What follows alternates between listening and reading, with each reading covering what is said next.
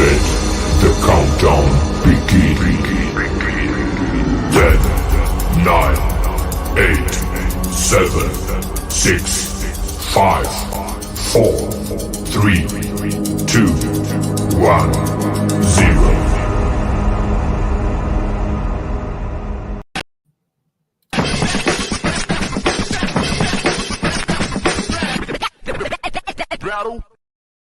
Good afternoon. We're smiling because we both clicked the thing.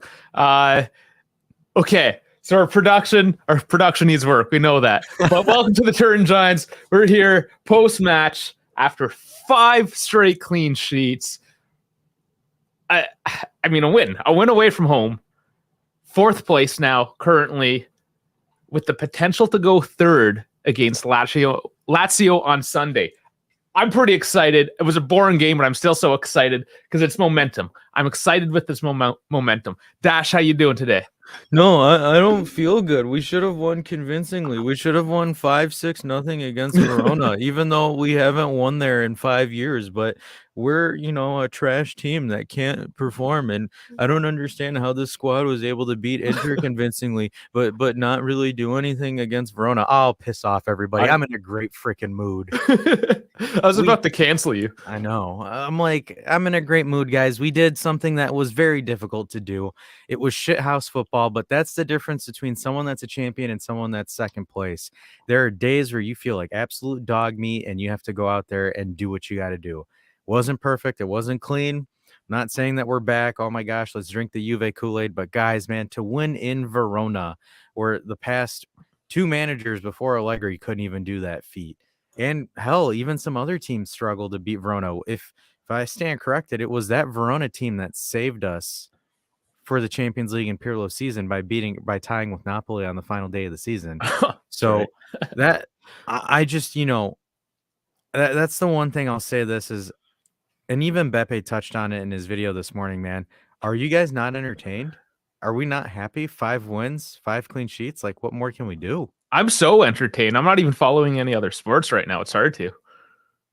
Like, I'm just so locked into Juve right now, and it's great. I know, stupid World Cup break. I know. It's just as we're getting momentum, I might have to watch hockey again, but that's fine. That's fine. There's time for everything. So let's remember too. This is the stat. It's really kind of getting me going right now. 9 clean sheets out of 14 matches. That's insane. It really is. The only team in top 5 Europe that has conceded less goals is Barcelona. And they've somehow only conceded 5 in La Liga this year to R7.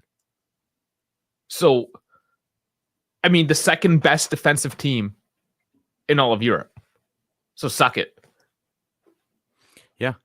I just, like, the thing is like my mind is still there. It's just I don't know what else. There's no way you're going to win every game 3-4-0. And, like, watch. Everyone's going to start saying, well, Napoli does. Well, if Napoli absolutely stumbles, then what?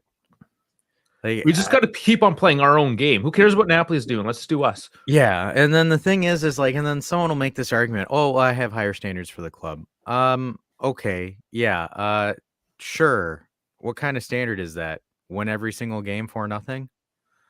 Which is absolutely facetious and in that kind of sense anyways. There's a bit of pretense there. So my buddy who's a Barcelona fan, and it was funny, it was right after our Europa League draw stream, he had messaged saying that was a fun UCL draw. I'm like, he's a Barcelona fan. Would he not just be watching the Europa League draw as well? So I mentioned that, and he's like, oh no, I don't consider Europa League competition. It's like, okay, but Barcelona is like, they're not having the best time right now. Just like Juve. I mean, you got to take the competition that you take at the time, right? It's one game at a time.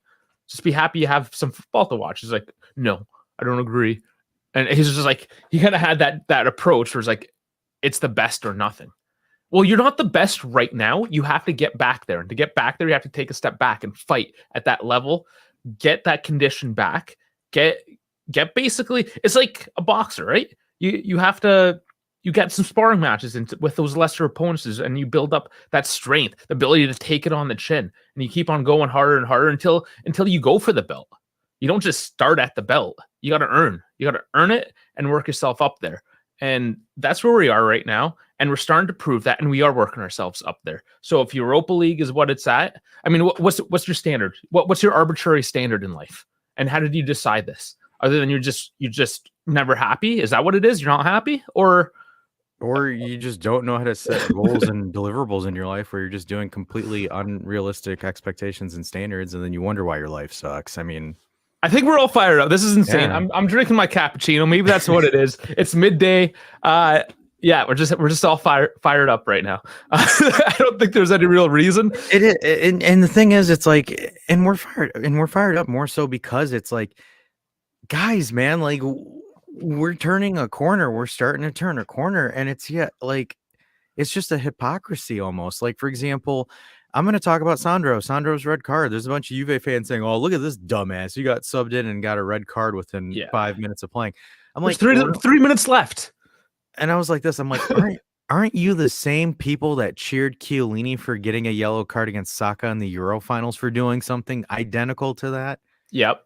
Like, were shirts not made of that? Like, shirts were made. Yeah. It's called a professional foul. If Juve go on to win the title this season, I guarantee you there's going to be a shirt of Sandro tackling Lasagna outside the box being made. Like, that to me is probably one of the best tackles I have seen out of a Juve defender that is not named Jorginho Chiellini. Like, I am dead serious. I thought that those kind of tackles left with Chiellini. The fact that Sandro said, "Hey, I am going to take this on the chin. I know what's going to happen. I'm going to trust my defense. I'm going to give him a chance to win this game." That's what he did. Am I upset about it? Absolutely not. Even Allegri said, "I hope he doesn't get fined. This guy deserves a steak. He deserves a prize." Yeah. And that's just it. Saved a goal, knowing that there's just a couple minutes left. And he had to know, too. Like, it's Verona. What's the chance that Verona's going to bang one in? They haven't had a proper shot on target the whole match. So you're playing the odds in the moment, and that moment lasts milliseconds. So you make that decision. I challenge anybody to make that decision. And how many of us get that right in that moment? Because it's freaking hard. It's freaking hard, man. Yeah, Bonucci should have done this against Milan. Absolutely. That one where he just kind of stepped aside. Yep.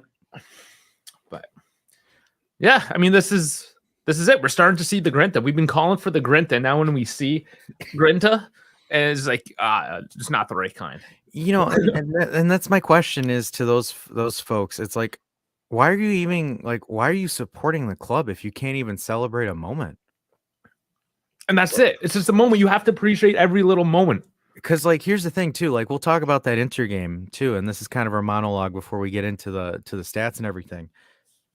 Oh yeah, well, you know, we won 2-0, but if Dumfries and Janko finished their chances, it'd be a totally different game.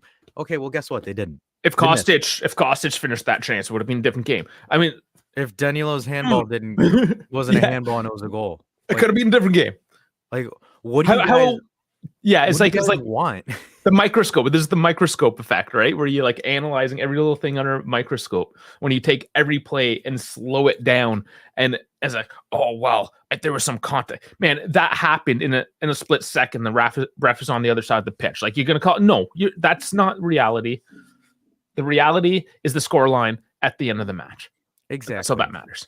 And, you know, and the thing is like playing actual, like, organized competitive sports, like, there are games where I'm sitting there and I'm like, man, we played like crap, but we needed to squeak that one out.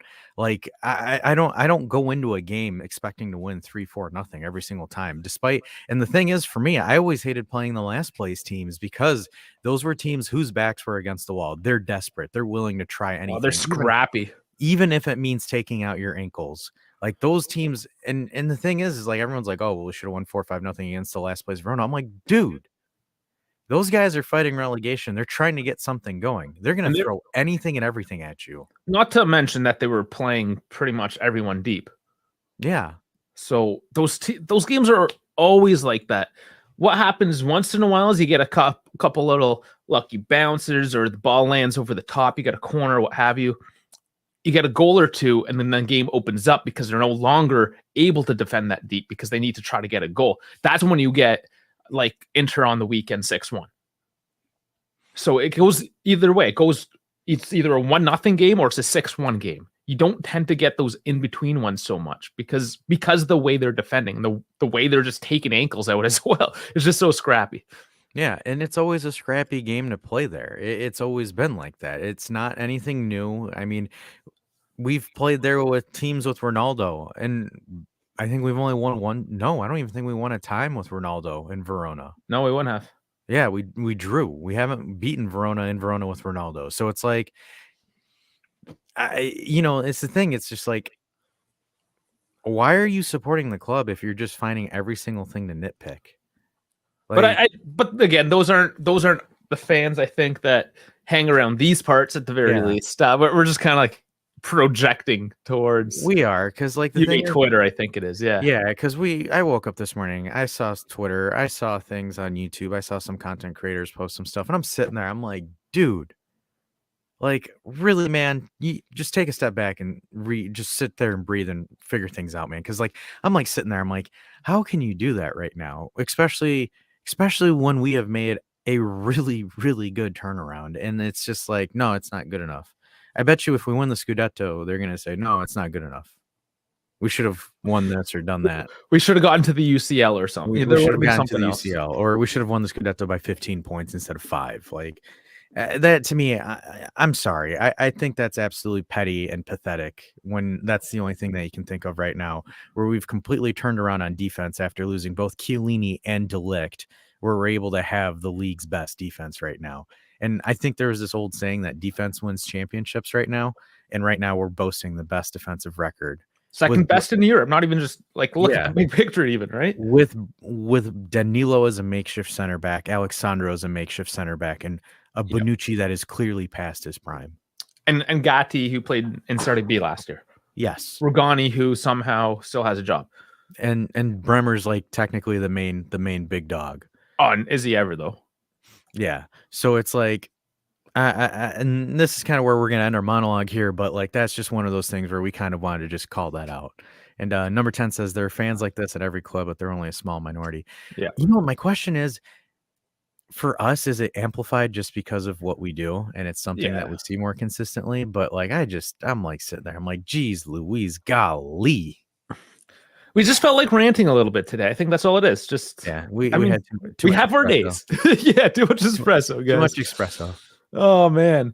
Y'all talked about Alexandro becoming CB. Would y'all take him for another year if he moved position? Well, we know, at least in the news, they've said flat out no. But in our opinion, I think you got to move out. Yeah, it's time. It's just time. Yeah, the only way is if it's a team friendly deal, which I doubt he would command anything less than what he makes right now. So I don't see him staying unless he takes like 2 or 3 million. Oh yeah, and that's the thing. If it was very club friendly, like that Perrine deal, then yeah, sure, absolutely. But we have to spend money on the rebuild, not on 33, 34-year-olds. Yeah, I would be shocked if he would, if he would stay again or not. But yeah, I think it would just be time to shift him on, because I would say keep Danilo and then you let Sandro walk. But great for Sandro if he wants to show up, reinvent himself, and leave the club on a very high note, because we'll remember him for that. We won't remember him about the past 3-4 years where he was he just wasn't that great. He had maybe glimmers of brilliance at times, but overall not that great. But right now, if he's able to continue this, and this is what we remember of him, then that's what I want. And hey, it'll help him get a contract too. So yeah, let him get who knows, MLS or who knows. Yeah, so I mean, it's a win for us, because the thing is he plays well. We get the benefit of the playing well, and he also benefits well because it'll be easier for him to find a new squad that'll give him a decent salary. So yeah, it's all that in there. And so I guess time for us to transition into our post-game fun. That was 15 minutes, by the way, of us just that was a 15-minute monologue. I'm fine with it. So transitioning in, we're gonna bring you with the best clip of the day. Daddy,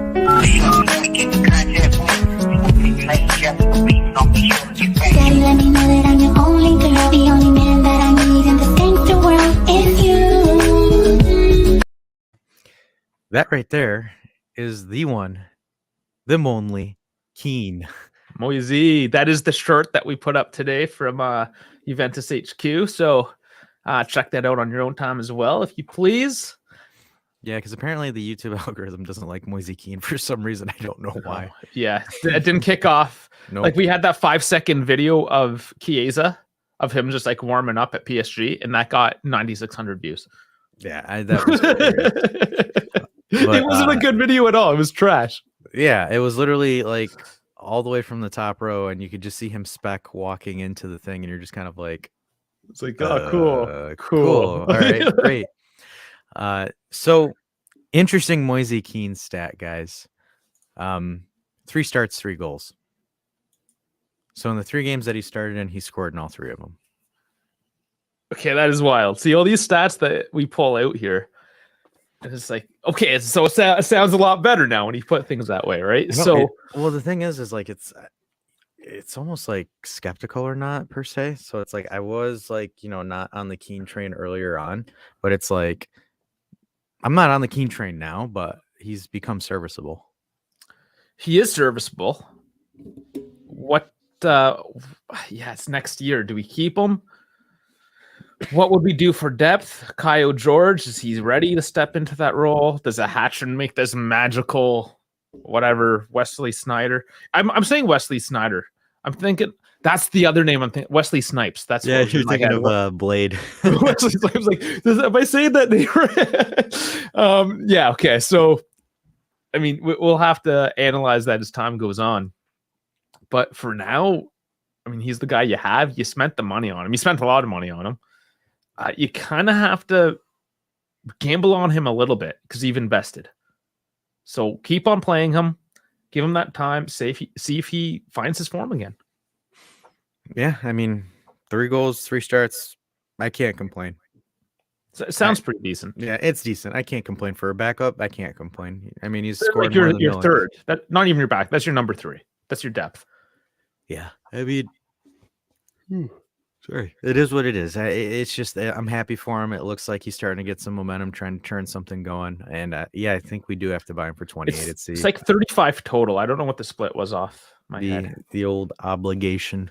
Yeah, but I'm happy for him. It's good for him.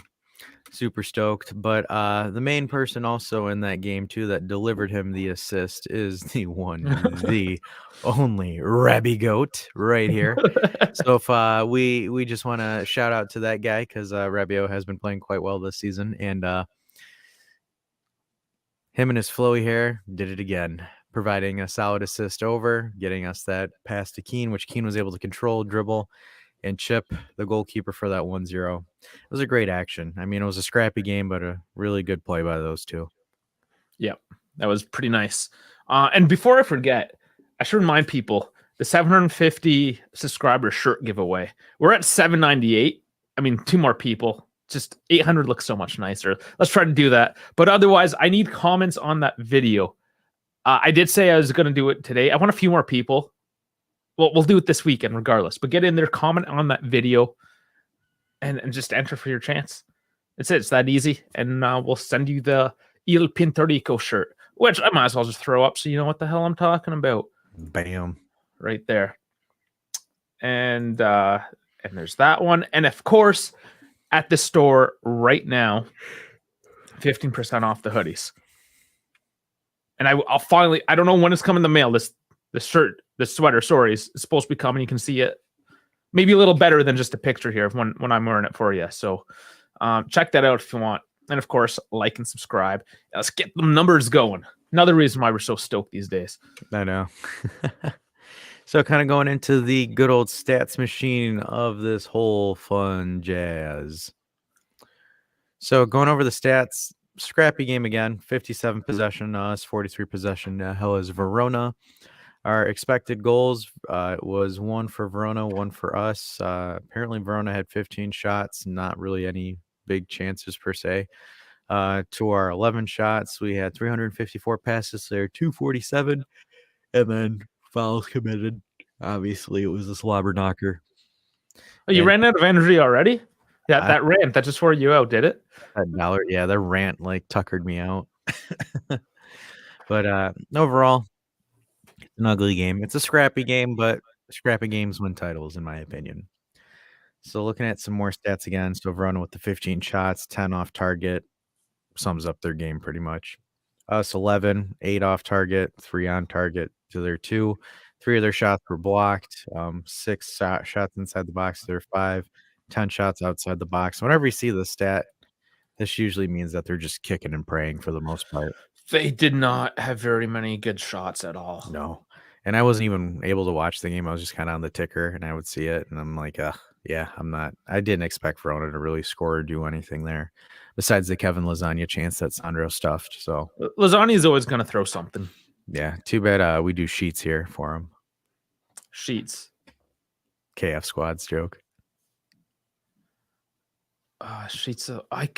Man, remind me of that joke. I remember him It was saying like, someone tell Lasagna that we do pans, not sheets, Oh. or something like that. It was like a dad joke. clean. Yeah, it was a clean sheet joke. Yep. Too bad he's not here.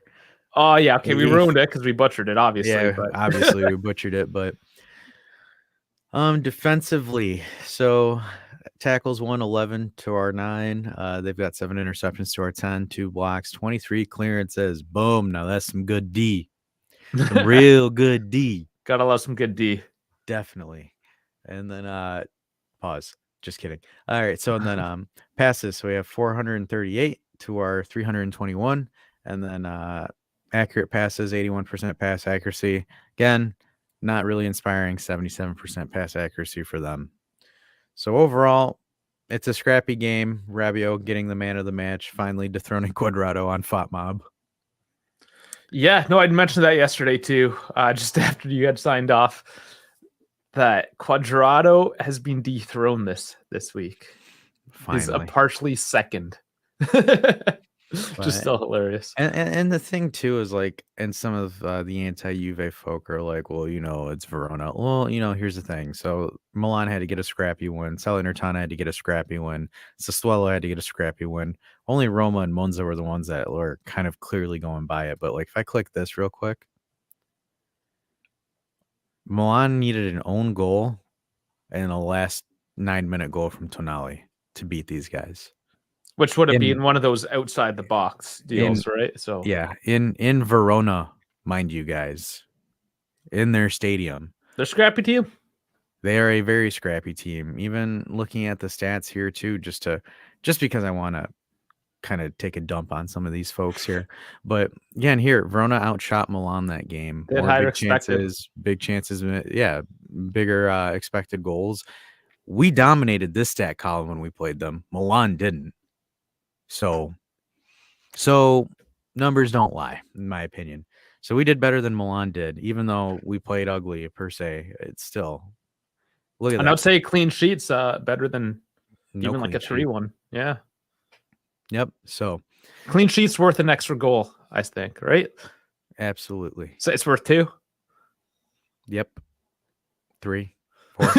KB, sup nerds. Yeah. Oh, hey, He's one of KB. us. What's So going on? and that's the thing too. So like I'm more so, and you could say that I'm defending Hellas Verona, but even here against and this was in Rome against Hellas Verona, Lazio got 2-0 goal scored late second half. So Verona's not a cakewalk by any means necessary. So I think that's like my main message that I want to get over to people is that we got to stop treating Hellas Verona as like some joke team that like everyone struggled to beat, because like Lazio had a hard time, Milan had a hard time, and those two guys are direct rivals. I'm not considering Napoli into that mix yet just because they're so far ahead. But if we're looking at the people that we're constantly competing with for second place right now between Milan and Lazio, Milan barely scraped by Hellas Verona by the skin of their teeth, just like we did. And then same thing with Lazio. So take it for what it's worth. It was a good win. We won. We won away from home. Anytime you win away from home, it's a good thing for you. Absolutely. And I watched a bit of that Monza Napoli game yesterday as well because I wanted, or sorry, not Napoli.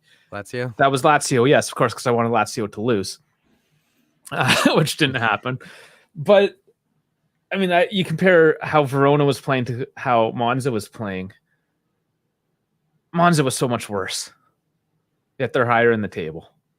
It's just Monza has, guys like Pitania, for instance, like semi-stars, if you will, guys that have some time around the league. Where Verona right now, most of their team, they're like a bunch of 20, like early 20-year-olds, some 19-year-olds. Yeah, you got like Lasagna and Davidovic, whatever, who's a bit more veteran. I think they had like 3 guys in their late 20s, early 30s, and everyone else was like 19 to 21. Yeah. So this is a team that's kind of got to reinvent themselves as well, that has a brand new coach. And yeah, I mean, not a great team. They're dead last, but again, just more credit to them. You have to kind of look at their situation as well and where they're coming from. And for a bunch of 19-year-olds to only concede 1 goal to Juventus, who's pretty much on fire right now, I mean, good for them. Yep. And Rovell played great. Yeah, he subbed on a little later on. He had some nice crosses. He moves the ball around really nice. I'm very intrigued to see how he plays with us when he comes back. Mm-hmm. Definitely. Absolutely. So, I mean, we already did a rant today. Do I need to go on the other rant? Is it even worth it? Do it. Yeah, I know what you're gonna do. Do it. Because Beppe went on a rant as well. I think Twitter went on some rants. I did it yesterday, but I mean, is it just worth? Because yesterday was the watch along. That's yeah, a bit but different. we got images though. So we got images now. Okay, so, and I'm not so much gonna debate here whether like for or against. My issue here is the inconsistencies with the handballs in Serie A. And we've seen it how many times through so many different games, sometimes like yesterday in our favor, and then sometimes last week, not in our favor. Like, what the hell is going on in Serie A? And they're coaching with these, or the coaching, the reffing, the calls. So, I mean, last week, it goes off the hand, but he's held. Nothing. This week, I mean, it goes off his own foot now and into his hand. Is that not it? Which other ones am I forgetting? There was a couple. Was it Salernitana? Yeah, with Kandreva slapping it in. Yeah, Kandreva. Yeah, that dirty ass. Oh man, that one still infuriates me. Or he just like hand shoved it in. Yeah, and ironically, if that didn't count, we would be tied in second place. Exactly. So there's consequences. There's very tangible consequences to these calls or non-calls. And if you're gonna make a rule, make it clear enough with enough interpretation so the ref knows how to, and that's the thing. If you make a rule too black and white, it's actually harder to interpret, and that's where you get more errors in the interpretation. But if you word it in such a way that you allow things or disallow things to happen. Okay, so for instance, there's people that believe that pull it up. Let's get some images. Boom. Okay, so that went off his foot and into his hand. There's some people that believe that any ball played with the hand in the box is a penalty. And sometimes you see it like that called on the pitch. Now, in this case, if he's falling backwards, it hits his foot and then into his hand. Technically, it's not, because it's a deflection and he had no control over that. So technically, it's not a handball. And you can say it was called correctly yesterday. Beppe actually think it was called incorrectly yesterday. And again, that just proves that we have different interpretations, that we have like a very similar way of thinking. We support the team and whatnot. We both try to think objectively, but we still came to different conclusions. Yeah. So I'll chime in real quick. So I disagree with it being a handball for the one sole reason is, so when this action happens, when the ball goes to him, or it comes across this way. So it's coming from Danilo's right. So it's coming in across. If you guys can't follow my mouse, I can't do it. But so essentially, Danilo was going in to slide to try to knock the ball before it reaches him, because it's actually coming in from a diagonal angle, and then it goes off the Hellas Verona's foot. Like, he didn't have control of the ball. I'm just gonna be honest with you guys there. So like, he doesn't have control of the ball, and then it kind of dinks off of his hand, and then So, and then it would go into Danilo's arm as Danilo was doing a falling action. Danilo wasn't trying to make a save or anything. Danilo was falling because he was trying to actually slide in to intercept the ball initially before it was deflected off the Hellas Verona player. So that to me is non-intentional. And also when you're falling, you're bracing yourself, and that arm is literally getting into position to brace himself for his fall. So the fact that Hellas Verona posted this on their Twitter account shows to me is it's Bush League on their end.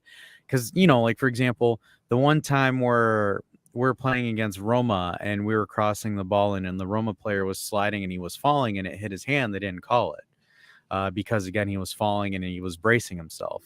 So if that's the precedent that's established by the referees, that if you're in a falling action and your arms are in a falling action while you're falling before the ball is being played, it's not a handball. So if that's what the precedent is being established as, then that's not a handball, in my opinion. So, and here we do have, even in the chat, some people are interpreting it differently. I'm going to go back to which handball did I kind of get into a fight with in the comments? It wasn't really a fight, but we went back and forth. It was the one that went off. Oh, it was into the hand. Quadrado. It was Quadrado. It was Quadrado. Yeah, which match was that now? Benfica away. Yes, Benfica. Okay. So I think because we got a lot of Benfica fans coming in, so this was I'm assuming, I could be wrong, I'm assuming it was Benfica fan that commented.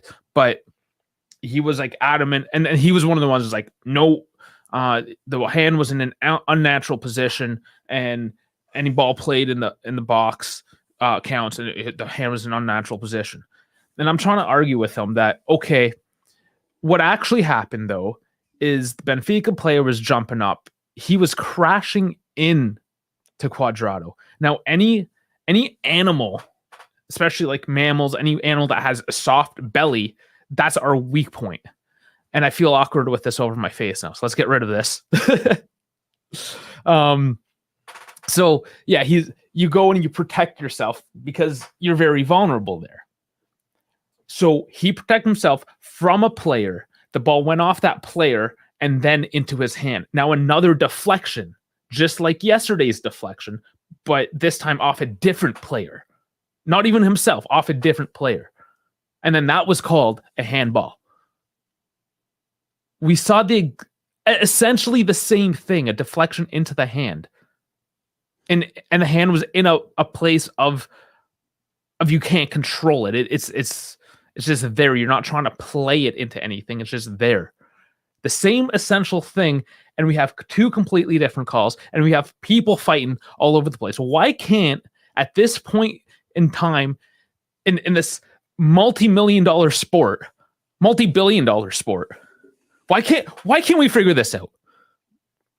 It's embarrassing. And the thing that irritates me more so, between the top 5 leagues, each league has a different iteration of the handball rule. Figure it out, UEFA. What's the point of UEFA if you can't figure this out? It's called a federation. Figure it out, damn it. Like, it's stupid. You guys make how much money and you can't figure out how a handball's called? What's wrong with you? Everything. Freaking embarrassing. Anyways, there you go. All right, so we'll read some of the comments. So anyways, refs do have a press conference to assume. I think he's saying that they would have. Oh, I am all the way off here. Yeah. He says, how did our string players play? Kean shined. Kean got a goal. Sharif says, hey. Hi, Sharif. Sharif says, Lautaro VAR still makes me angry. Nobody likes Lautaro. Yeah, most punchable. Yep. And then number 10 says, to me, it was a pen, maybe not by the books, but by the way they call handballs now. Yes. And that's fair. That's a fair thing. So is there a precedence set? Yeah. So my interpretation is of the actual rule itself. And then he says, anyways, the press conference, they can't just work like the mafia, which they are. They kind of are like a mafia. And then he's saying that he had no control over his arm when he scored, so it was still ruled an offsides handball. That's the Inter handball. KB says, I like the handball inside the area equal penalty rule, but the refs have recalled many penalties and awarded dubious ones that we no longer know what constitutes as a penalty. And he says, I say justice for us for Danilo's disallowed goal. Yeah, I agree with that. But we shouldn't have to be getting justice. That's kind of the point, right? That the call should be consistent enough. And there's going to be bad ones where human mistakes get made. But for this to happen every weekend, that level of inconsistency should not be tolerated. And then number 10 says the whole handball rule is stupid to begin with. Yeah, let's take it and just throw it into the net with your hands. No, I'm just kidding. Well, there's a limitation, right? Like no, like throwing your hand up like right in the air. I think you referenced that there with was it Vidal? You said yesterday, the World Cup match. No, Suarez. Yeah, sorry, the other guy that I hate. I mean, we love to hate those players, anyways, right? But yeah, sorry, like you can't do that kind of stuff. Maradona's hand of God. I mean, today that would have never happened or would have been allowed, right? Those blatant ones. But I mean, there's so much little trashy plays that happen in the box, bouncing, like the ball's bouncing around. You're protecting yourself like Cuadrado that you could almost argue because you want to flow to the game. You don't want these little incidental touches of the hand to be like, no, you have to stop. The crowd, the players, the bench clears, everyone's losing their mind. They're talking about it for 6 minutes. And somebody, there's always an injustice. Depending on which side you're on, there's always an injustice. So you could argue that those incidental handballs could just be taken out of the whole game. Screw it. Let's do it. Let's get rid of it. You can't figure out how to do it. Get rid of it. Yeah, and Dave, I'm going to pull a video of how Danilo tackles in the box just so I can give people more context, more so than the picture itself. So just give me maybe a minute and a half. But Danilo, because the thing is Danilo was going to ground before the ball even went into the box. Because he was trying to make a play on a through ball that was sent to the box. He misses it, but he was able to obstruct the Hellas Verona defender where he wasn't able to take a clean touch on it. So essentially it zings him. It zings his arm, and then it then bounces off to Danilo, and then that's where everyone's kind of losing their mind. So I will show you guys a clip of how Danilo kind of slide tackles against Hellas Verona. Because that's just how you play defense. And also it's kind of a really nice tackle too. But yeah, just give me a minute. And that was another thing too yesterday. Locatelli was going in for some very nice slide tackles. Paredes even had a couple when he came on. Sandro, I mean, talked about him already. The point is the guys are getting down, they're getting dirty, they're getting a job done. And that's why we have so many clean sheets, because the guys are coming back and throwing their body at it. All right, cool. So I got the clip here. So this is kind of how Danilo tackles, and you can see why his hands go up.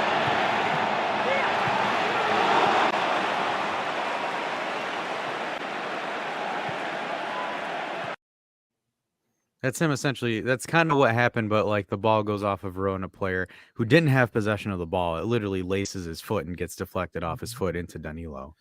So yeah, it's so just random, and he's falling. Yeah. And then I got the image of the Roma handball too that I can share. Because this wasn't called as a handball.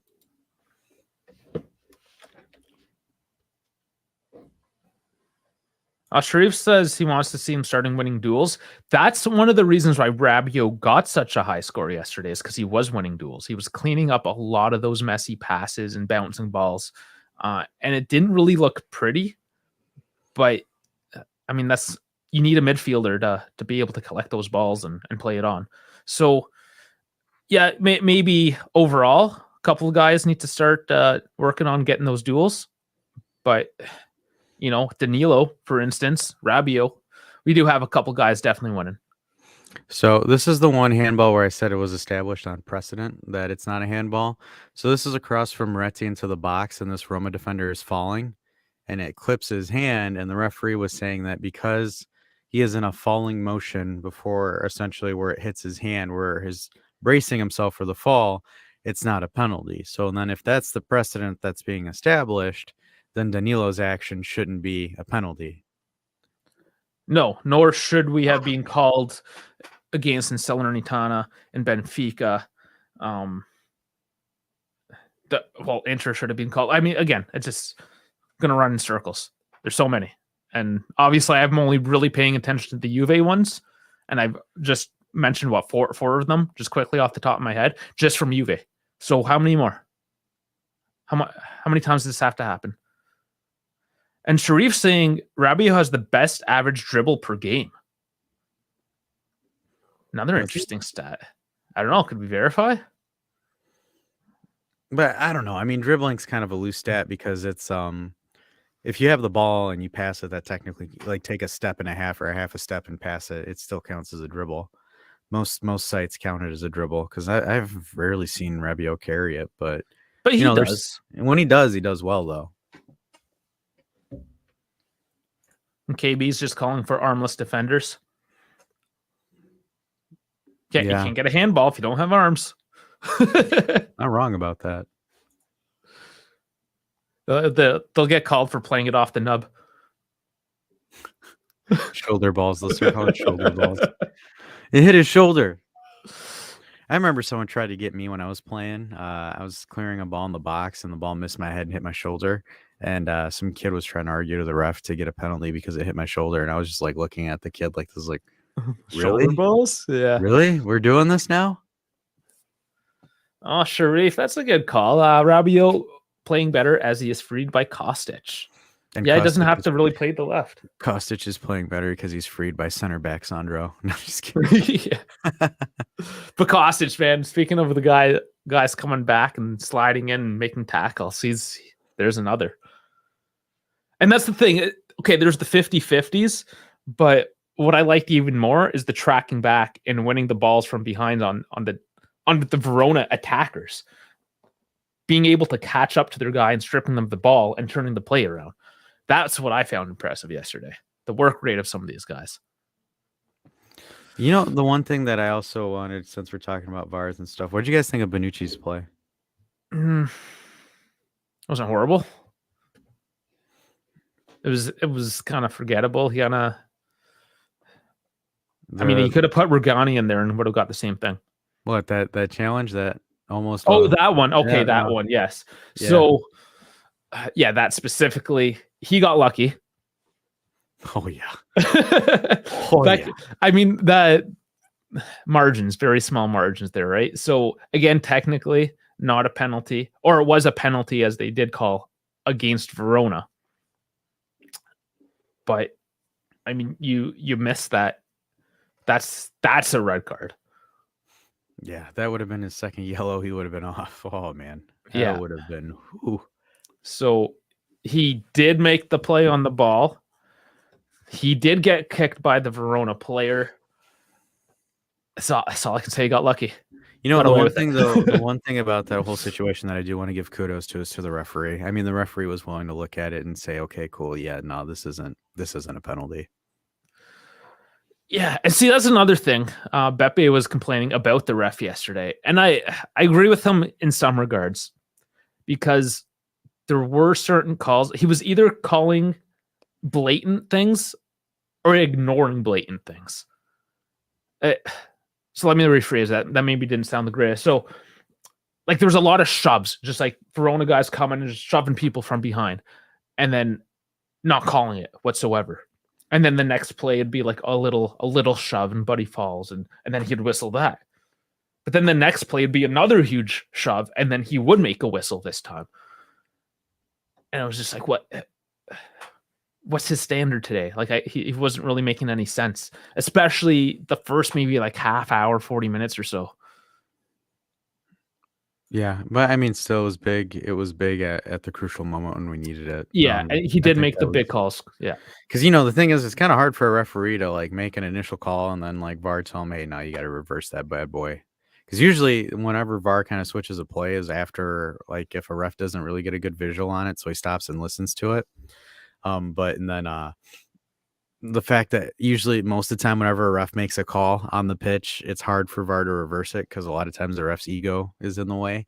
But like the fact that he like went in there and like was like, okay, cool, we're not gonna give this pen, we're gonna reverse it. So I part of me wants to give kudos to the ref. I'm not saying he did a great job, but it's something that I usually don't see. And then Sharif says, but honestly, we're still very bad, and the clean sheet thing is not impressive as long as we don't manage to play some football along with that. What kind of football? Well, he wants 4 or 5 passes in a row, which, I mean, we did. It wasn't the prettiest yesterday. I think what was happening yesterday is we were in the more, or the traditional 3-5-2 yesterday. We didn't have the 3-5-1-1, but it did look like they were trying to do some sort of transitional play with Locatelli dropping back. And who was it now bombing forward in the midfield? Yeah, I think it was Fajoli. Yeah, I think it was Fajoli. So I think there might have been trying to do a little tactic changes in there, trying something new. And maybe it was because they were trying to break the defense. I'm not really sure. I noticed. Yeah, and then part of me also wants to say there was squad rotation for Lazio because we play Lazio on Sunday. And there was that. So yeah, it was pretty messy yesterday. To be honest, I wasn't expecting a beautiful win whatsoever. I mean, I think we've said it. We go in there, we got to do what we need to do, and we'll get a scrap a win, get an ugly win. Sometimes you got to do that. I'm okay with that stat, to be honest with you. I'm not saying that, again, Juventus is back, title contenders, Champions League winners, we're going to win the treble and the sextuple and all that stuff. No, and that's the thing is like, it's a great stat to build momentum. Because the thing is like, you can't go from stringing 4 to 5 passes out of the blue. Like, you can't play shitty for 5 weeks and then magically pick it up.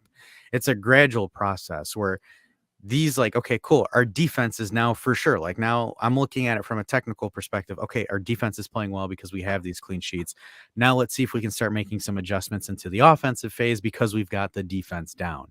So that's how you look at it from steps. And then, like, the thing is like,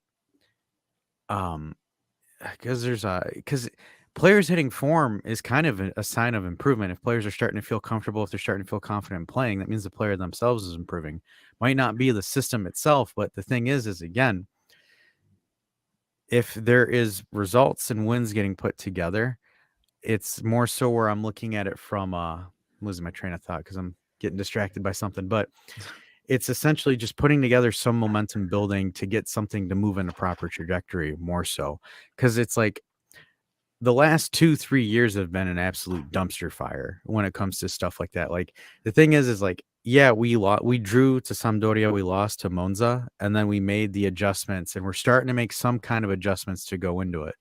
The transition's not there. I don't think that there's an amazing transition of play, but you're starting to see sparks of it. I mean, I still don't think these players are fully fit as far as like conditioning goes. I still think that there's some miscues, there's some misactions, but the fact that we're misfiring and we're able to still kind of get results, it's just, that's the one thing where I'm a little bit, okay, we're still making some strides in a certain direction, even though we're not there yet. Because for me, I'm not expecting this team to fire at full potential until February.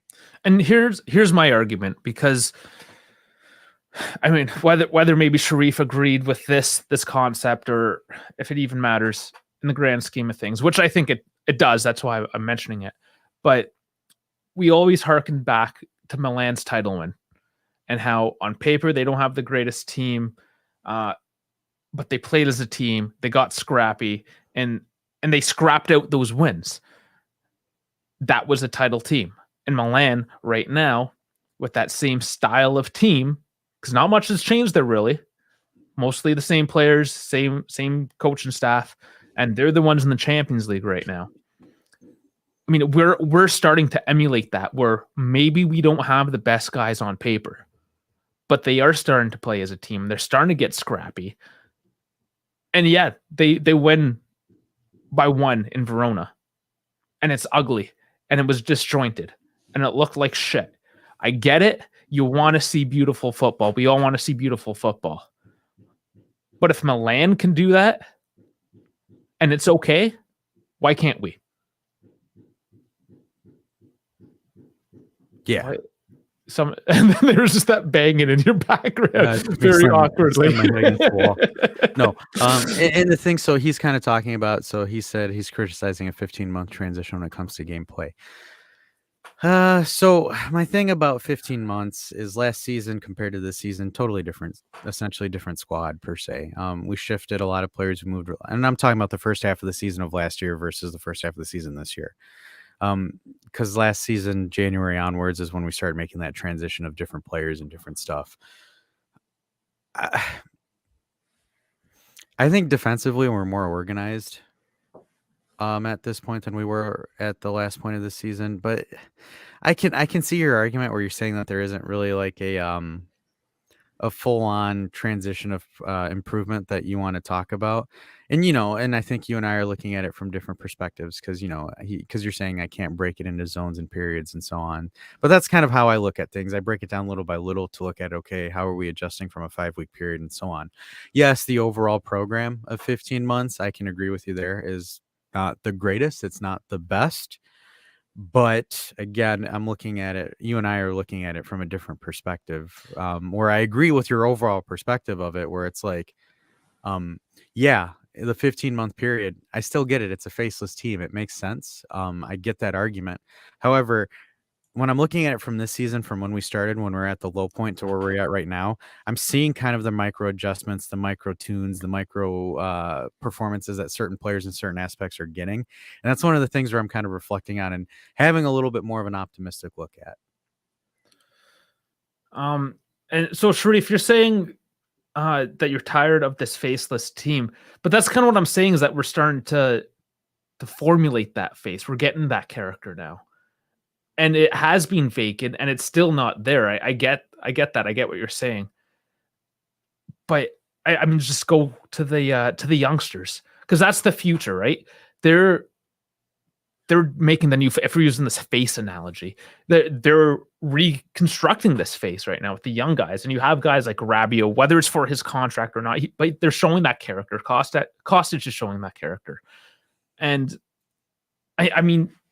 You have to start. It's essentially, because they did call it a rebuild, and you start with a blank slate. If you're a sculptor, you just have the block of wood or the marble, and you slowly chisel away. It doesn't look like a face at first, but now you get some eye sockets and eyebrows, and it kind of starts looking like a face. You can kind of see where you're going with it. I think that's where we are right now, and it's still going to look ugly a lot of the times for the next little bit, maybe even for the rest of this year.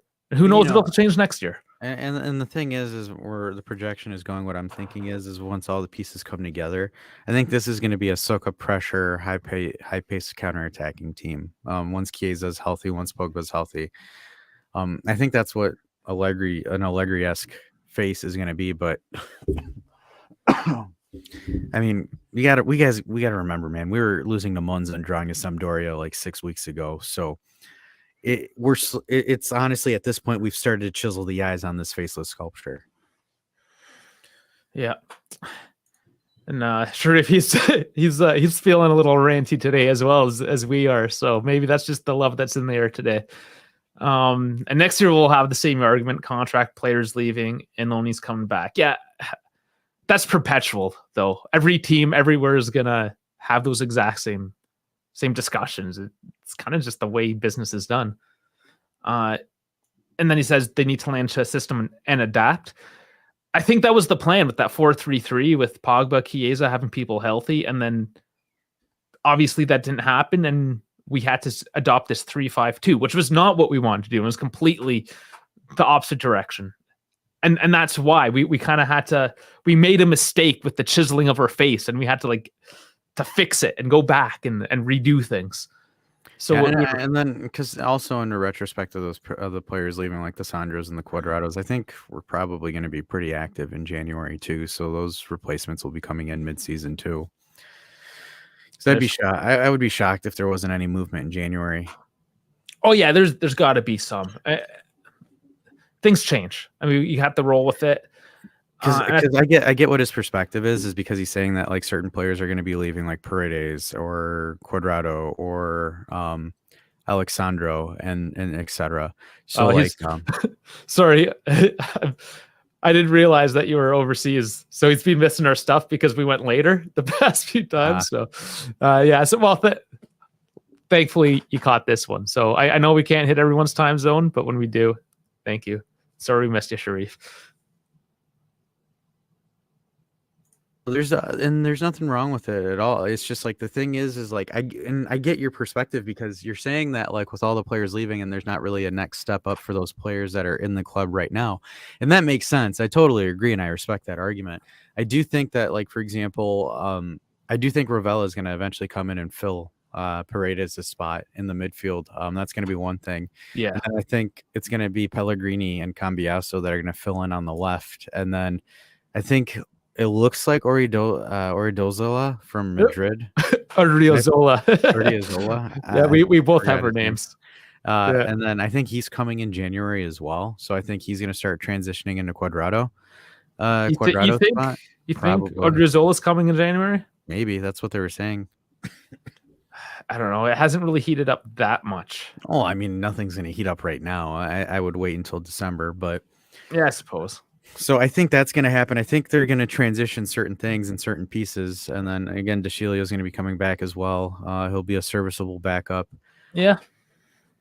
But I totally get it. And I understand your concerns for it. I the one thing I would probably say is let's sit and wait till the end of the season. Because there's certain things in this season that wasn't present in the last season. 5 consecutive wins. We did not win 5 consecutive games last season. We would win 2, draw a couple. Win a game, draw a game, win a game, draw a game. It would alternate. This is the first time we've won 5 consecutive games in a very long time. With Pirlo, I think we've only won 2 consecutive games, and that's it. And KF Squad, you got to tell us that clean sheets pun that you did during the live show yesterday, because we tried to reference it, but we totally butchered it. Yeah, we did use zero justice to, yeah, we to did, the joke. we did zero justice about the lasagna sheet thing.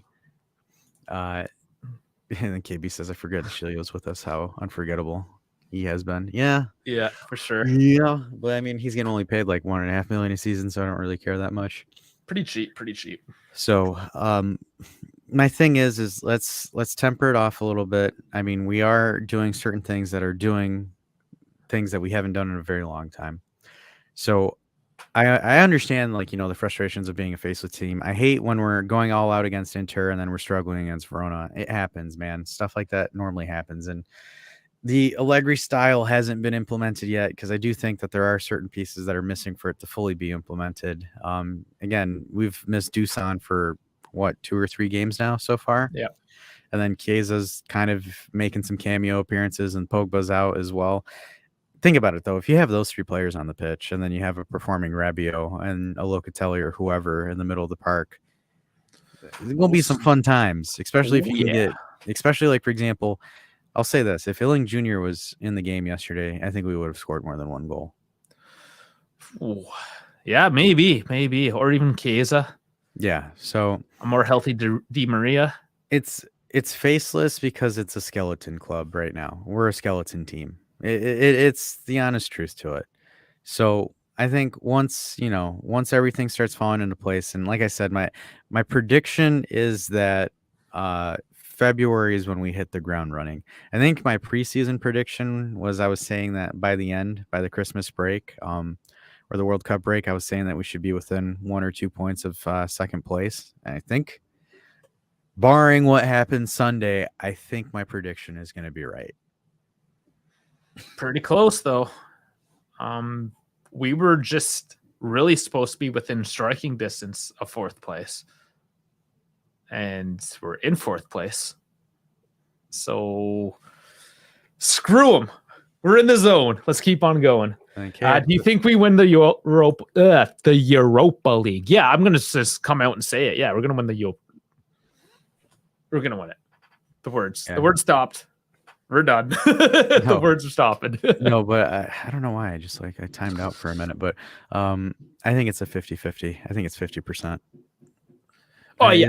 No, but 50% to win a Europa League is still pretty high odds. Yeah, I do, because the thing is like the quality of squads that are in there, and I think Barcelona and Man U playing each other in the first round is huge, just because those are technically 2 favorites. And then the only favorite that's left after that is Arsenal. I Kind of like Juventus's chances, depending on how seriously they take the competition. They will. I bet you they will. Maybe not the first couple matches. I said this, like the really cheap teams, if you will. But once the competition gets real, they'll come out. Because if you are playing Man U, Barca, whatever, a top European team, it's still a top European league, and you want to prove yourself against that. We still want to be in the top rankings, right? We don't want to slip down. We're currently in 8th in Europe, in UEFA. We got to beat Strasbourg. Yeah, or Nantes. Strasbourg was the other one he wanted. I was just messing around. I was like, we got to be able to beat teams like Strasbourg. A little German spice. Yeah. KF. Apparently, he's one with the ladies. He thinks that he's making me all jittery. That's why I can't talk anymore. KF showed up, and now I'm too shy and nervous. I thought that was because of me. Okay, I see how it is. All right, fine. I guess I won't be coming back to streams anymore. You guys just like Dave. I get it. I did get a comment that said excellent stream, and I was like, thanks. Dash wasn't there. But no, I had to work double time in that sense, but it was good. I like having you around too. But I can run solo if I need to. I see how it is. You guys, I'm going to be put on for co-host adoption. Well, KB said he was going to join me, but then he had a wedding or something. So whatever. Important weddings. Yeah, I thought we were more important, KB. I'm hurt. Yeah. But yeah, I think that's about it. 5 wins in a row, 5 clean sheets, 9 clean sheets on the season, sitting solidly in 4th place with the chance to take 3rd from Lazio in just a couple more days. That means pre-gaming again tomorrow already. No breaks till after Monday. Yeah, we got Sunday's game, KB, against Lazio. We got the battle for 2nd place. Is it 2nd? Well, technically, if Milan loses, let's see. I was just so concerned about yesterday's. So just quickly, Milan's at 30. Lazio was at 30. So yeah, depending on Milan's results, it could be for 2nd place. And they play Fiorentina. And Fiorentina is a scrappy team, so they're not the easiest. Fiorentina's in 10th. Yeah, those 8th to 10th place teams, right? Speaking of which, Udinese now sitting 8th. So as predicted, the drop-off has begun out of the European spot. So, yeah. Those teams, they do that. They start well, but can't keep it going. Dash is like sweet corn on pizza. You don't need it, but you don't mind having it. Wow. Sweet corn on pizza. Never even heard of it. And KB says, you mean pineapples? Pineapple's weird, but sweet corn's all right. Again, standards. What are our standards, gentlemen? What are we actually going for? Corn? I've never seen corn on pizza. And this is an English guy. Well, he lives in England. And we all know they have some of the worst food in the world. So I don't know if we trust anything they say. Yeah, what is that like? Like the only person that can talk less about food is probably like a Dutchman. They have food? Okay, so story. I'm in Amsterdam, and I love trying the local cuisine. What's the point of like going across the world and having a hamburger? It makes no sense to me. So we're walking down the streets, me and my wife, and a shopkeep comes out, the guy that runs the pub. And in Europe, if you guys don't know, a lot of the bars don't serve food. You either go to a restaurant or to eat, and then you go to a pub to drink. It's kind of separate in a sense. So this pub owner comes like, oh, like a beer, come down and drink.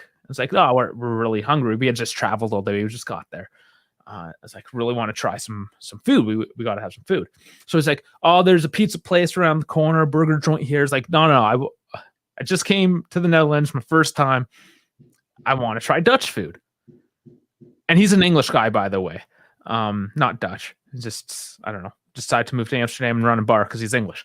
And he's like, oh, no, you don't want to eat that. I'm like, I kind of want to make my own decision on that if you don't mind. Is there a local spot around here that I can try out? And he's like, okay, yeah. It's like, here, it's just around the corner. Go this way, but I'm warning you, you're not gonna like it. It's like, okay, well, I'll try it out. I'll let you know. It's like, you coming back and have a drink? It's like, yeah. So needless to say, I came back to tell the bar owner that he was absolutely correct in his assessment of Dutch food. And we sat down and had a beer instead. So there you go. It's just funny how What was the cuisine like? What was it? it was like boiled meats and potatoes. It was all like very bland and boiled. Huh? Yeah, it wasn't Dutch the food? greatest. Boiled But stuff? but let me tell you, the desserts, those waffles with the whipped cream and Oh, well, I strawberries. mean, and, yeah, oh my the God, Dutch are great with waffles. I Any know it's more of pastries. a Belgian thing, but between the two, yeah, I mean, oh, so good. Yeah, well, you know, and the thing is it's funny because here in the U.S., like, we always try to look at like different cuisines and stuff like that. I know a buddy of mine, like, we'll go to a Mexican restaurant and he orders a hamburger, and we just look at him like this and just be like, Yeah. Why? I don't know. The burger looks nice. I'm like, no. Like, we went to the shawarma place and we were getting some shawarmas, and one of our friends orders a freaking hamburger from a shawarma spot, and I'm like, why? Who does that? And the guy looks at him. He's like, you sure you want a hamburger? And he's like, yeah, I want the hamburger. And he's like, okay, all right. And we just made fun of him the entire ride home because it's like this one thing in the U.S. where it's like some people are so focused on a specific type of food, where if you go to a Thai food place or X, Y, and Z, they will get the most American item on their menu, and it's hilarious. Yeah, I was actually with a group of people, and we're in Frankfurt. And I've been to Frankfurt a couple times, and I mean, nice little city. It's a little corporate, if you will. It's the business center, so not super touristy. But we get dropped off, want to have some food.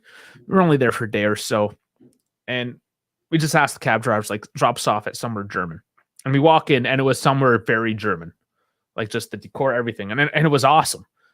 But nobody in there spoke English, which is actually kind of off base for being like right in the touristy area of a major city like that in Europe, but whatever, it's no big deal. I can figure it out. It's not that hard. But like everyone was scared off. It's like, oh no, we can't eat here. And they all just left, and we ended up going to a burger joint. Now, it was a great burger joint, but I had just come from Canada, like I could do that in Canada. Like I didn't need to come to Frankfurt to do that. Yeah, and the funny thing is like, so I went to Philadelphia for a couple of days over the summer for work, and Philly cheesesteak, and like I had a Philly cheesesteak from Philly, and I'm like, wow, this is absolute trash. Really? Okay. See, Like, I've never been to Philly yet. yeah, so like I'm sitting here, I'm like, the place where like the Philly steak is from, I guess I might have went to like a tourist spot where like all the tourists that don't know any kind of like sense of decent taste for food go to. Yeah, there's got to be a And decent spot. and unfortunately, because my family owns a restaurant, so I'm a little bit more kind of You're tuned in a food. little more. Yeah, I'm a little bit more aware on like what I'm eating and how I'm eating it. Because like the thing is like, and I'm guilty of doing this. Like I will go to restaurants for research purposes. Oh Where, yeah. like I'll look at their different dishes, their different cuisines. So like I created this really good voodoo pasta because I went to Dave and Buster's. I don't know if you know what that is, but Yeah. it's like for the folks that are watching, It's an like adult Chuck E. Cheese. it's an adult Chuck E. Cheese with a restaurant. And I saw this thing on their menu. It was like a spicy chicken Alfredo. And I was like, bitchin', let me get it. So I get it. And they're like, oh, it's going to be super hot. And I'm like, don't worry, my butthole is prepared for this. But, but I had it. And then I'm like tasting it. I'm like, okay, so I can taste the cayenne. I can taste the paprika. I can taste the Cajun and then the onions and all that stuff. So, and then I go to the restaurant, I get myself some heavy whipping cream, I get my buffalo sauce out, some Cajun and some stuff, and then I put a little bit of dash twist, because the funny thing about me is as a cook is people always ask me for recipes and I just kind of look at them and chuckle, and they're like, why? What's so funny? I'm like, dude, I wing every single dish I make. I don't know why it comes out good. I experiment 90% of the time because like for me, it's because you know what works though, which combos work, and that's the difference between like a chef and just some dude at home. Yeah, because like the thing is like I don't like, it's funny because people look at me like, you're super analytical, so you follow recipes by the book. I'm like, no, I'm absolutely the complete opposite. I don't. So like for me, it's like I'll have a foundation of ingredients that I use. So, like, for example, if I'm making a pasta sauce, so I have heavy whipping cream, I have my butter, I have my minced garlic, I have like that as a foundational setup where I know that this stuff is good. This is the main stuff that's going to get you excited. And then that's when I start sprinkling in a little bit of like, some Cajun seasoning or some capers or some wine or something like that. That's when I start like improvising it. Cause, like, for example, the Bloody Mary mix that we use, I make it from scratch. Like, for me, it's like it's probably one of the weirdest concoctions, but it's so damn good that I have to make so much of it every weekend because we go through it. Because it's like you would think that everyone uses most Bloody Mary mixes are black pepper, tomato juice, and Worcestershire sauce, and that's it. But me, I have like 15 other things that I sprinkle into it. So Jeez. I do Montreal steak seasoning. I use grounded dill. I use sweet and sour lemon extract. I use Worcestershire sauce and black pepper, but then I also use celery salt. I also sprinkle in some A1 steak sauce and Frank Red's hot sauce into it. The A1, that one I've never heard of. Yeah, so like I just take all of it, concocts it together, and it just boom, because it's like I've got the foundational ingredients. Now I can just, adapt and improvise and just make some fun stuff out of it. The problem is you're talking Bloody Marys, which are just a worse version of a Caesar, which aren't very good to begin with. So I don't know, you're kind of just wasting your time, in my opinion. I'd rather just go for the beer. Hey, Americans eat that shit up. So whatever makes me the dough. No, exactly. I get it. Yeah, and we're very similar as well. We will go to restaurants and kind of just pick apart the food and do it better. Because my wife's a super cook. I'm decent. I'm definitely more of a man cook. Everything's on the cast iron, like throwing the heat at it. Just like man food, burgers. Osso buco. I mean, that's one of my classics too. Getting to the Italian stuff. I make my own noodle. I can whop it out pretty hard too. Man, I wish I could make my own pasta, man. Because it's like. I get my pasta from, it's called Mama Cusi. She's like, but the spot's a warehouse where they actually make the pasta and distribute it. I wish I could make my own pasta. Oh my gosh, I would have so much fun. Like I could put like garlic.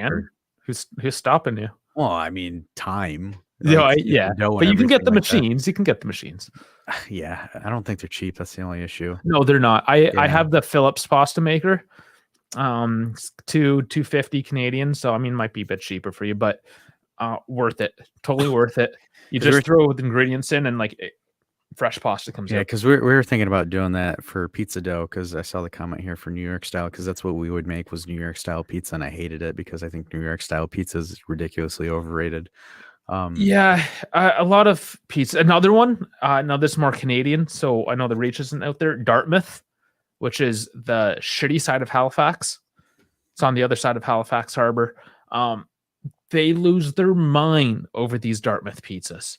And I call it an open face ketchup sandwich.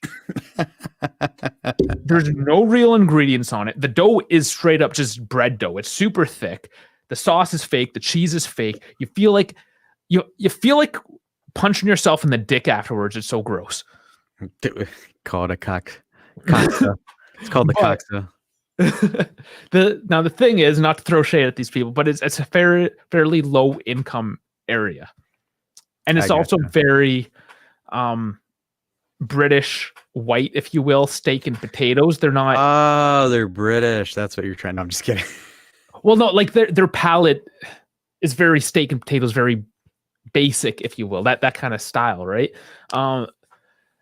It's just is what it is. That's the heritage there. It's actually, Nova Scotia, it's New Scotland, so a lot of Scottish and English, Irish, what have you. But they just all lose their mind over it. But the thing is, it's just the most amount of pizza you can have for the least amount of money. And from somebody who doesn't make a lot of money, obviously there's that value added option. Yeah, so it's like the Little Caesars of the U.S. or of Nova Scotia, because like that's what Little Caesars is in the U.S. Yeah, no, we have Little Caesars too. I guess a similar concept. In Canada? Oh yeah, there's one up the road from me. Oh, I didn't know that. I thought that was just like me like tooting my American horn here, but like I did not know that Little Caesars expanded, because originally it was like a Michigan company. It was like made in Michigan. It's been in Canada for years, decades even. So we gave you Little Caesars and took Tim Hortons equivalent exchange. Well, Burger King bought Tim Hortons and ruined it. Yeah, the parent company of Burger King. It's a huge conglomeration. Oh, I didn't know that. Yeah, what it's an American company right now. McDonald's is going to buy Starbucks? I mean, their coffee is better.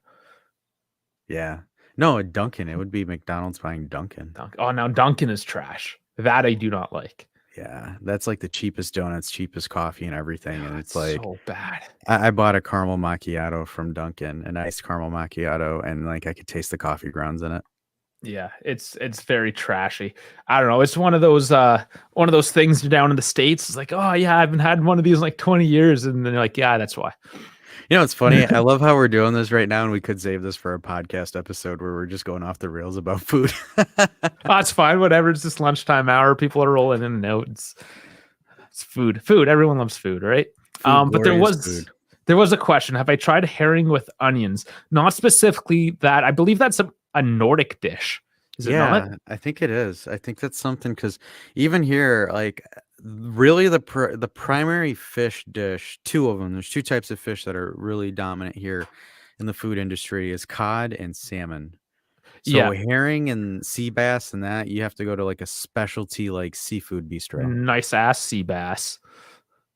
That's Dumb and Dumber. Yeah. Sure. My sound bits don't count. All right. And Andrew asking if we have boba tea, milk tea, we do. Or bubble tea, I believe. Yeah, I mean it's everywhere, man. It's an Asian thing, and Asians, honestly, they just kind of spread their love everywhere. I am definitely not a fan. You know, so the thing I'm going to ask you this, Andrew. So, like, how is boba tea in Southern California? Because you do have like Chinatown down there, and I would assume it's probably like the more authentic version of it. Because like where I am in Michigan, there's not really that much of a crazy Asian population as you would in Cali. Where I grew up, it was very heavy Asian. Like where there's no English or like in Canada, you have to have English and or French on your signs for official languages. No, not even. It's just Chinese. They don't care about the laws. They run the town. It's Chinatown, right? Like super authentic. And my sister also married a Chinese guy. So I'm not a dumb American. I've been educated. Let's just say I am a man of culture. Well, I've had their homemade cooking, right? And I can now compare like what the homemade cooking is to the stuff you get at the restaurant. And they will take us to places as well. Like, okay, this is the good restaurant. This is what's real. But I still will stand that bubble tea is absolutely gross. And it's like having little hardened cum balls in your mouth. And KB asking, do y'all have Mexican food in Canada? It's there. It's not very good. Again, like I've been to Tijuana for a few hours just to say I could.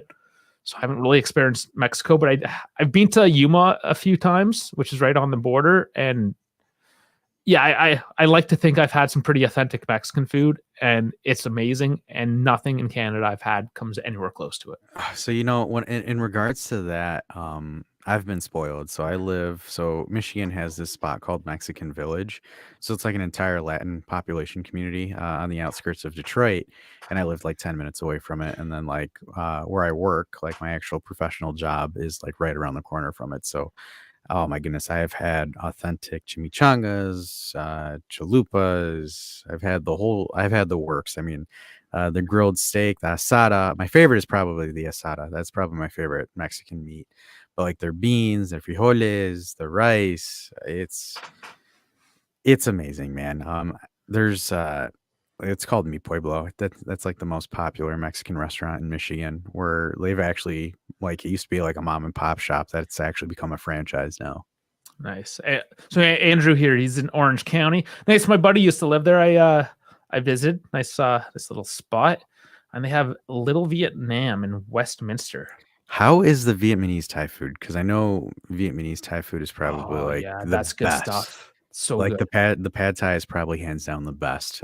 So pad Thai is like butter chicken. It's the very like white man North American version of the food. Yeah. but like the curry that they use, it's like a peanut curry, and it's ridiculous. Oh yeah, when you get the peanut sauces going, for sure. Yeah, because like the one that I get, so like the Orchid Thai that I get, or orchid Thai, but the Thai food is called orchid Thai. So it's like a hole in the wall in downtown Detroit. It's like a hole in the wall Thai food place. Like most places in Detroit. Yeah. Hole in the ground with a guy with a bag of weed being like, yo, bro, you got some, I got some kilos, some stacks for you. You want some? But so I go in there and it's like, yeah, like in the pad Thai is like literally like the intro to any kind of Thai food, but their curry that they use, because like normally it is just butter chicken like at any other Thai food place, but these guys, they use like a specific peanut butter curry that goes into it. We're like, dude, oh my goodness. And then like you can taste, because they use a little bit of heavy cream on there to thicken that bad boy out. Oh yeah, or So, like, yogurt too. They might it's like that, where it's like if you get a pad Thai from anywhere else, it doesn't compare. It's nothing like these guys. Like I have like a love-hate relationship with Orchid Thai, because like they have ruined any other Thai food restaurant for me. Yeah. And Andrew's saying the point is try Hokkaido milk tea. I'll look into that. I have made or Hokkaido. I mean, I think it's I'm not Hokkaido. sure. Hokkaido is the, yeah. Okay. I mean, I don't know Japanese, obviously, but I have made that bread before.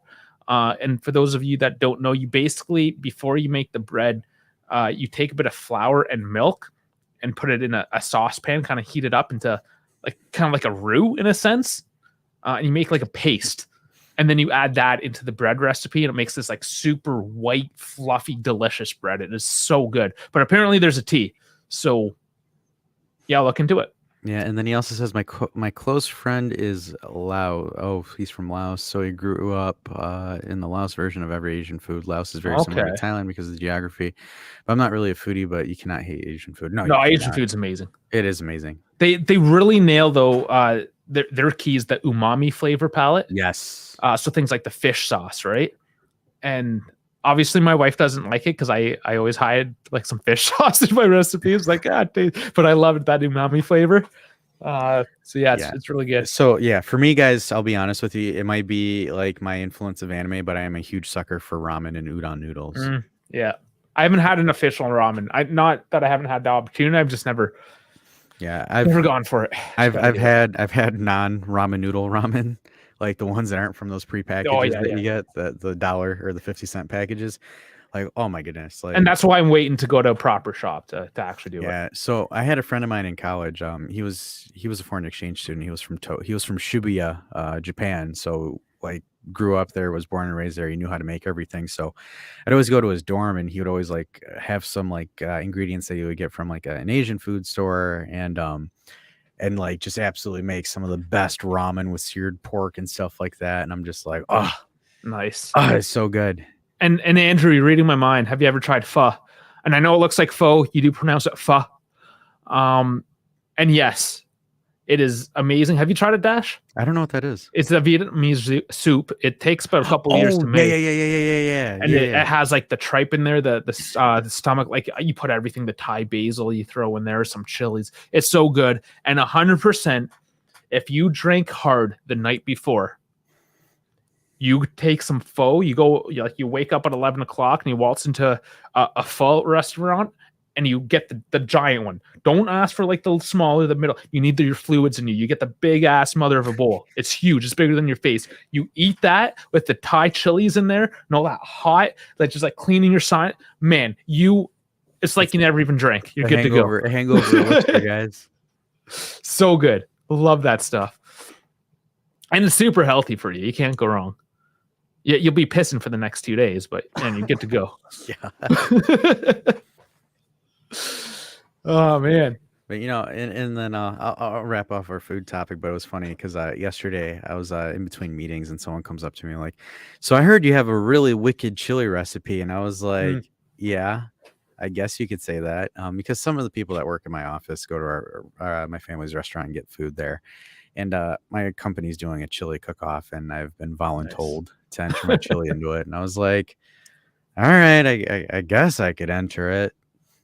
But like, yeah, our chili, and the funny thing is our chili is more of a gumbo, where it's like I put ribeye steak in there, ground beef, celery, onions, like, carrot, like our tomatoes, diced tomatoes. I said carrots, diced tomatoes. Like you do the works. Like our chili, like that way. Yeah, our chili is like a stew more than it is a chili. And that's what a chili is. Just you can make it better by putting more shit in it. Yeah, it's like almost like gumbo. Like if I could honestly say it, it's gumbo. And it's like the thing is, it's like it's just the one thing that really sells our chili is the spice that we put in there. Because it's just like it's a bunch. It's barbecue seasoning, chili spice, maji, sweet and sour. It's I got to give you a bowl whenever I see you, Dave. Oh, it'll have it. I'll have to. I don't know. Maybe I'll come down for a Red Wings game or something. Especially if it's the playoffs. You give me some playoff tickets. Yeah, I'll come down. You know, it's a really nice stadium, man. I got work gave me tickets to go sit front row at the Wings game. Yeah. Oh my goodness, man. The Joe Louis? No, Little Lewis? Caesars. Little Caesars. Oh, that's Arena. right. It's Little Caesars now. Little Caesars Arena. Yeah. That stadium is so nice. Yeah, I haven't actually watched a game in Detroit. I've been around. I've seen it Arizona, Pittsburgh, New York, Madison Square Gardens, the old and the new Toronto one, the old and the new Edmonton one, Calgary. You go to Vancouver's? I've seen it. I've walked by it. No, I've never actually watched a game in it. Same with Montreal. I've walked past it. And honestly, I'm pretty close to the Ottawa one, and Ottawa's trash, so I'm sure I can get some pretty cheap tickets. I need to do Ottawa soon too. I gotcha. And Andrew says, come to a Ducks game in Anaheim. I will show you guys the food and tea. Yeah, that would actually be fun to see the Ducks. It'd be fun to see the Ducks, man. They used to be a huge rival of the Wings back in the 90s, early 2000s. I hated playing them, to be honest with you. The West Coast teams, they have been pretty tough the past few years. They're starting to drop off now, of course. Yeah, I remember having to play against San Jose in like the 2012, 2013, 2014 season, and they would always send the Wings out in the playoffs. I hated the San Jose Sharks. Yeah, I love them as a West Coast team. They had a really good team. The Joe Thornton years. Yeah, but those guys were like the definition of chokers. Yeah, but winning the cup is pretty damn hard. Like one, and this is funny. One like group that I hated was the Sedin brothers that were on the Canucks. Henrik and Derek or whatever. Yeah. Was it Derek? No, I don't think it was. How do I not remember the Sedin sisters? I hated those guys so much, man. Those guys were so annoying. They flopped, drew penalties all the time. That was when the Wings were on the Western Conference. Okay, what's the other one? Henrik comes up again. Henrik was the better one. Maybe if I actually do the Sedin brothers instead of sisters. I was so happy when the Daniel. LA Kings. Sorry. I was happy when the LA Kings beat those guys in the first round. They swept them when they were a number one seed. When the Canucks were a number one seed. Yeah, they made it to the finals there against Boston that one year. Of course, and torched their entire city after because they lost. Mm-hmm. That was embarrassing as well. Yeah, well, so we're talking pretty heavy hockey here. You can tell the break is coming in Serie A pretty soon. We're getting into hockey mode now. Yeah, and that's the thing we'll probably pitch to you guys as well. We're going to be doing some World Cup stuff, but is there any other topics or anything that you guys want to see us cover during the whole? I think we have 2 months. So and we can actually do this perhaps if the Leafs are playing. When did the Leafs play Detroit? We can do a Leafs Detroit watch along, the two of us. Yeah, we could. See when that's gonna happen. If it's over the break, we'll do it just for fun. November 28th. It does. Oh. All right, November 28th, we're going to do a Leafs Detroit stream. Leafs Detroit watch along. Yeah. See how many guys come out. It'll be fun. We'll just trash each other. I know. We'll just sit there and trash talk each other. Be like, Dylan Larkin sucks. Okay, well, fine, whatever. Yeah. And we'll just make fun of Matthew's mustache because he's a kid that looks like he's 35 in 1984. So. And then Andrew's asking, when does the Mercado start? January 1st. Yes, always. I think it's pretty much always. So we'll probably do like some transfer predicting shows and some fun stuff like that. But that stuff will start coming out hard. Yeah, it's just going to be one of those things where we got to figure out content wise, because the thing is if we stray too much away from Juve, then it might crank up a couple of folks, and if we talk too much Juve, then there's not really that much content per se during the World Cup. So we're trying to figure out whether or not we want to follow teams that have Juventus players, like for example, following Serbia, following Brazil, the staple Juve players, not like, the Daniele Rugani players, but like following Vlahovic and Kostic with Serbia, following the Brazilian back three in Brazil. So Rabiot. Yeah, following Rabbi Goat, seeing if he carries France to a World Cup win. Yeah, So who else is there really? The Brazilians, the midfield is all Italian. Tech. Really. Paredes, I guess. Did he make it, Paredes? Yeah, he made it. So I mean, he's one. Tech's on the World Cup Poland, team. yeah. So there's a few, yeah. Most of the guys, really. Yeah, so we could track Juventus players and stuff like that, and then probably do like key watch alongs. I know Frankie wanted us to do a Mexico versus Argentina watch along. And yeah, we could do that. And that's part of the thing too. If you guys are particular fans of the game, again, the timing for us is hard. It's kind of in the middle of the workday, but if there's a weekend game, anything, and you want to even come on and just do the watch along and support your team and do the commentator, maybe teach us about your team, we can do stuff like that as well. Yeah, it's going to be mostly viewer-driven content, I would say. We'll probably do a lot more like call centers, open lines, and stuff like that, where we have you guys just call in, we just chat. We might even do this. So like, I was thinking about this. I had a thought about it, like doing kind of not like a debate panel, but like, for example, bringing on a panel of folks where we can just talk topics and stuff. Because how much we can have like 6 or 7 people on here at the same time. 10. We can do 10. Yeah. So we can have like 10 people on here. So like we can have people kind of talk and discuss stuff. Dave and I can moderate. We'll have like some topics that will be like, is this player X, Y, and Z, or is this that? And then you guys, like, for example, hypothetically, it would be like Frankie versus KB. And like you guys would state your arguments, your opening, and your opinions. And Dave and I would just moderate the questions and stuff. And we'd keep it clean, obviously. I'll just sit back in the corner with a beer and watch the show. Have popcorn. Yeah, no, we can definitely have fun. There will be content, but we are also, the break is good in a sense as well, because we started this pretty late coming into the new season, just a couple weeks beforehand. I mean, yeah, we need to kind of just take that step back, have a meeting between all the guys, see where our direction, where we want to go moving forward, especially growing the way that we have with obviously such great viewership with you guys.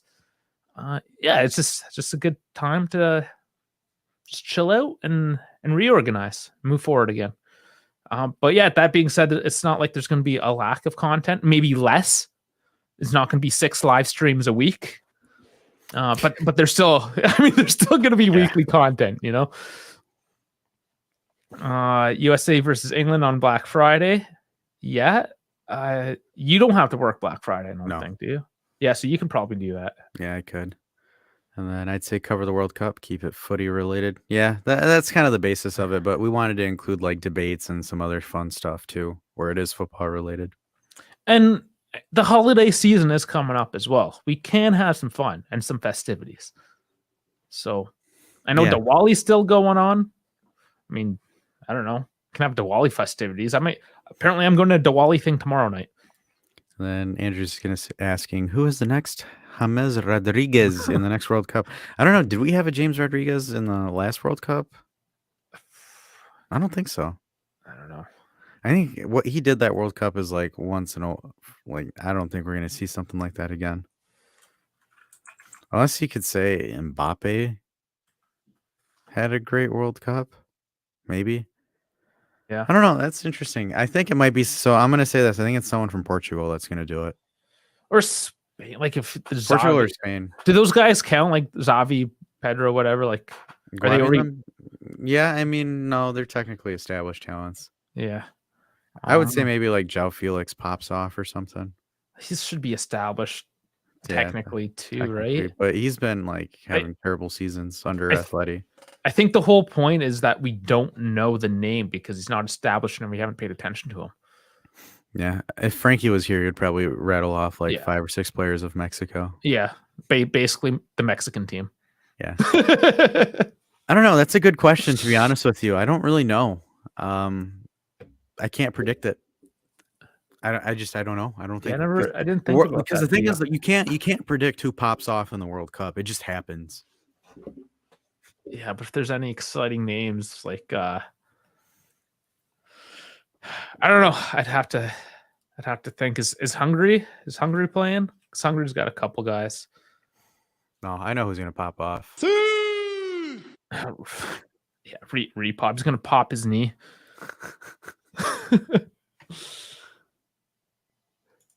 Yeah, and that's what I'm saying. Like Andrew, like an unknown player. That's the point. Like I don't know because he's an unknown player. I don't know. It's hard. I don't know because it's like,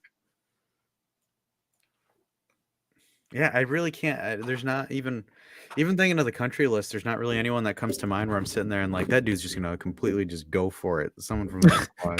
KB says, "I am hungry." Yeah, it is lunchtime for you, isn't it? Come on, Gypsy. Come on. Well, that's kind of random. I just felt like playing Bernadeschi. We can't have a show without Bernadeschi. Man, we should get Bernadeschi on here. I wonder how hard that would be. I don't know. I just need to buy season tickets to TFC next year, right by the tunnel. Hey, Bruno, hop on my podcast. He'd be coming in there. He'd just say like 3 words the entire time. He'd say, "Well done, amazing, come on." We'll do learning English with Bernadeschi. It would be great. Now he's saying Hungary. Are you saying you're Hungarian or you're just Hungary? Hangry? Are you hangry? Let's get some food, bro. Just go eat. Oh yeah, I was smashing. So my mom always sends me home with food. You guys know I was in Toronto there for a few days, and she made me these chocolate hazelnut biscotti. And he was bragging about those. I was crunching right into the microphone before we came on, dunking into my nice creamy cappuccino. Oh, so good. You'll so like this good. comment. I think British should play for Canada.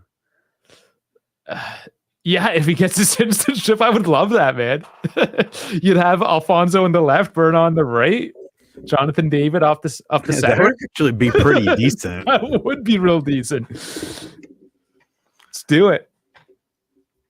I mean, he could. That could, because he's not going to play for Italy again, I don't think. Ever. Yeah, but he's already played for Italy. I think he's tied nationality wise. No, can't you change that? No. Because there have been players that have switched around. That's only if you have had like one appearance, substitute appearance or something like that. Burn has played a couple of qualifiers, so I don't think Burn could change. Well, that is a whole other debate that we don't really need to get into right now. Is the preview for next week's show. Yeah, this one ran on long because we talked about nonsense. That's the prediction for next week's show, and that's the trailer right there. And we're playing the music in the background for the trailer. Just kidding. You might as well keep on playing that. Let's outro this bitch. Let's do it. Well, despite our food conversations and some Canuck stuff and some other fun stuff, thanks for stopping by and checking the video. Glad we got the win against Verona. And we're moving up. We've got our big showdown with Lazio. So thanks again for watching the video, guys. Make sure to like and subscribe to the video. Share it to your friends. Share it to your dog. Share it to your cats. Share it to the neighborhood ducks across the street and the Canadian geese because they are migrating at this time of year. I'm Dash with my co-host Dave. Hey, thanks for watching, everyone. One final weekend of Serie A for the break. Back at you tomorrow. Let's get ready. Let's get excited. We're going to win this one as well. Thanks for watching. Like, subscribe. Check out the store. Hoodies 15% out. % off. Way to ruin it on the last word, Dave. All right. See you tomorrow. Thanks once again. Love you all.